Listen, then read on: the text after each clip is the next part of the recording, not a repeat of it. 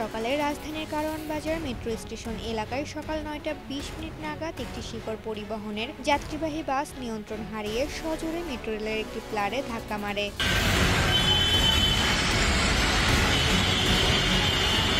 আশেপাশে থাকা মানুষজন দ্রুত সরে যাওয়ায় কোনো প্রাণহানির ঘটনা ঘটেনি বলে প্রাথমিকভাবে জানা গেছে। তবে এই ঘটনায় বাসটির সামনের অংশ গুরুতর ক্ষতিগ্রস্ত হয়েছে। দুর্ঘটনার পরপরই ঘটনাস্থলে উৎসুক জনতার ভিড় জমে যায় এবং যানজটের সৃষ্টি হয়।